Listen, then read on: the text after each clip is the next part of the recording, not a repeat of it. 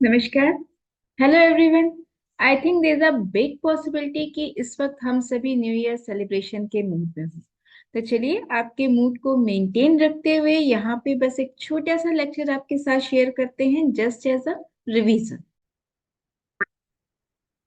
आज के लेक्चर में हम लोग देखेंगे कि कैसे एल्केन एल्कीन और एल्काइन को हम लोग डिफरेंशिएट कर सकते हैं। वैसे तो इनके कई रिएक्शंस हैं जिनके बेस पे हम इन्हें डिफरेंशिएट कर सकते हैं, लेकिन हम मेन फोकस करेंगे उन कलर रिएक्शन पे जो कि हम लैब में परफॉर्म करते हैं। और यहाँ पे हम बेसिकली 4 रिएक्शन पे फोकस करेंगे। तो पहली जो रिएक्शन है वो है हमारी reaction with bromine water. Alkene and alkynes कैसे होते हैं? अनसैचुरेटेड होते हैं, तो वो ब्रोमीन वाटर के साथ रिएक्ट करते हैं और एडिशन रिएक्शन देते हैं। As a result of which bromine water का जो अपना कलर होता है रेड ब्राउन कलर, वो डिसअपियर हो जाता है। जबकि एल्केन हमारे सैचुरेटेड हाइड्रोकार्बन होते हैं, इस वजह से वो एडिशन रिएक्शन नहीं देते हैं। तो अगर इसको हम केमिकल रिएक्शन इसकी हम देखना चाहें तो हमें कुछ इस तरीके से दिखेगा कि अगर हमारे सैंपल में एल्केन होगा और उसमें हम ब्रोमीन वाटर ऐड करेंगे तो हमारी कोई रिएक्शन नहीं होगी। There is a no reaction.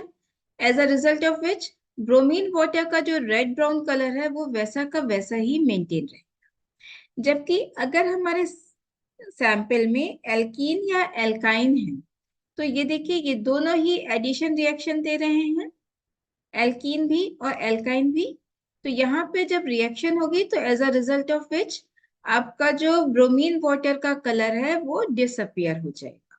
तो इस बेस पे हम डिफरेंशिएट कर सकते हैं कि जो सैंपल हमें प्रोवाइड किया गया है वो एल्केन है या फिर एल्कीन या एल्काइन। तो चलिए अब हम नेक्स्ट रिएक्शन की तरफ मूव करते हैं। वो है हमारी reaction with KMnO4, potassium permanganate. और KMnO4 भी हमारे एल्कीन और एल्काइन के साथ रिएक्ट करते हैं, जबकि एल्केन्स हमारे इनके साथ कोई रिएक्शन नहीं देती हैं।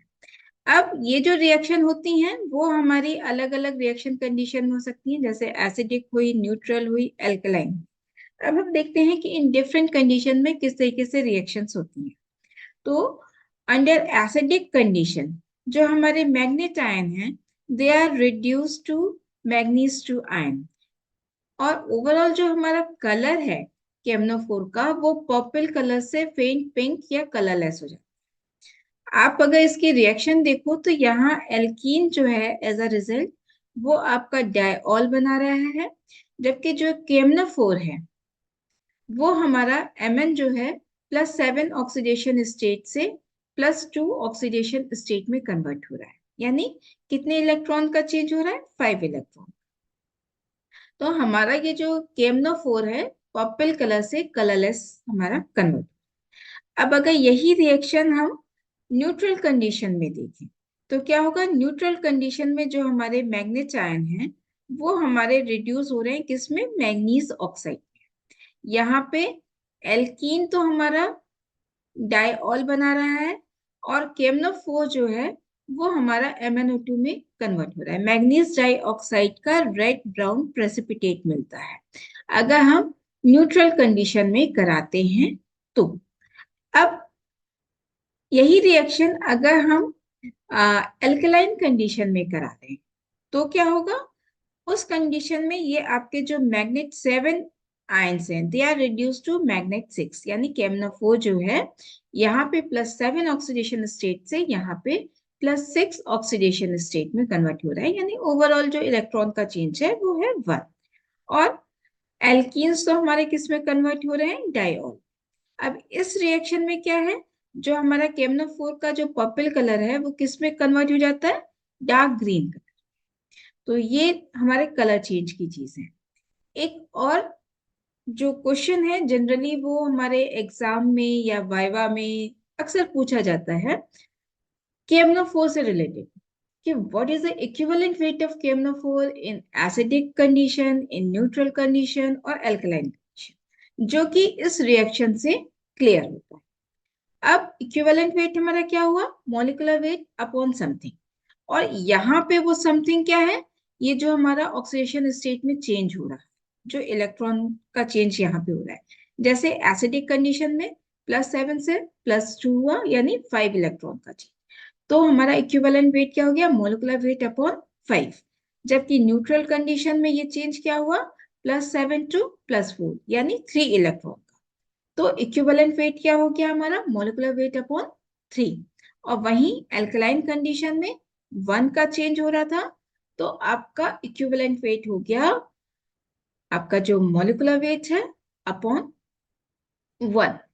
तो अब यहाँ पे आता है कि ये जो रिएक्शन है ये तो हमने एल्कीन्स के लिए देखी। वहीं जो एल्काइंस होंगे वो भी ये रिएक्शन तो देते हैं, जैसे एसिडिक कंडीशन में एल्काइंस भी रिएक्शन, लेकिन उस कंडीशन में जो डायऑल हमारा वो बनता है वो फर्दर आपका ऑक्सीडेटिव क्लीवेज में जाता है, और वहां से फिर हमारे किसमें कन्वर्ट हो जाते हैं, वो कार्बोक्सिलिक एसिड। ओके। और जो कलर है वो हमारा प्रोडक्टिव प्रोडक्ट थोड़ा थोड़ा वेरी। अब हम अपने नेक्स्ट रिएक्शन की तरफ मूव करते हैं, जो कि है हमारे रिएक्शन विद टॉलेंस रिएजेंट। अब टॉलेंस रिएजेंट क्या है, हमारे अमोनिकल सिल्वर नाइट्रेट सोल्यूशन जो होता है वो है हमारा टॉलेंट रिएजेंट। एल्काइंस जो होते हैं वो टॉलेंट रिएजेंट के साथ रिएक्ट करते हैं, जबकि एल्केन और एल्कीन नहीं करते हैं। तो इस बेस पे हम डिफरेंशिएट कर सकते हैं। एक बात और है कि यहाँ पे जो आपका टॉलेंट रिएजेंट है, केवल टर्मिनल एल्काइन ही टॉलेंट रिएजेंट के साथ रिएक्ट करते हैं। तो ये जो रिएजेंट है एक तरीके से टर्मिनल और इंटरनल एल्काइंस के आइडेंटिफिकेशन में भी यूज होता है। अब सबसे पहले देखते हैं कि ये रिएजेंट कैसे प्रिपेयर होता है। तो सिल्वर नाइट्रेट के सॉल्यूशन में अगर हम few drop of sodium hydroxide add करते हैं तो हमारा क्या बनता है, सिल्वर ऑक्साइड का प्रेसिपिटेट बनता है। अब जब इस प्रेसिपिटेट को हम एक्वस अमोनिया से के सॉल्यूशन में अगर हम डिसॉल्व करें तो हमारा क्या बनेगा, डाई अमीन सिल्वर हाइड्रोक्साइड। और ये जो कॉम्प्लेक्स हमारा बन रहा है ये हमारा मेन कंपोनेंट है टॉलेंट रिएजेंट का, जो कि फर्दर हमारी एल्काइन के साथ रिएक्ट करता है। अब अगर सैंपल में हमारे टर्मिनल एल्काइंस प्रेजेंट होंगे तो ये कॉम्प्लेक्स इनके साथ रिएक्ट करेगा और आपका सिल्वर एल्केनाइड का वाइट प्रेसिपिटेट देगा। जैसे यहाँ पे आपका एसिटिलीन है तो हमारा क्या देगा, सिल्वर एसिटिलाइट। अब यहाँ पे देखिए थर्ड केस में ये हमारा इंटरनल एल्काइन है, तो इस केस में हमारी ये रिएक्शन नहीं होगी, जबकि जो भी टर्मिनल एल्काइन होंगे वहां पे ये हमको वाइट प्रेसिपिटेट देगा। इसी तरीके से एक और हमारा सोल्यूशन होता है जो कि है अमोनिकल क्यूप्रस क्लोराइड सोल्यूशन। ये सोल्यूशन भी एल्काइंस के साथ रिएक्ट करते हैं एंड केवल टर्मिनल एल्काइंस के साथ ही।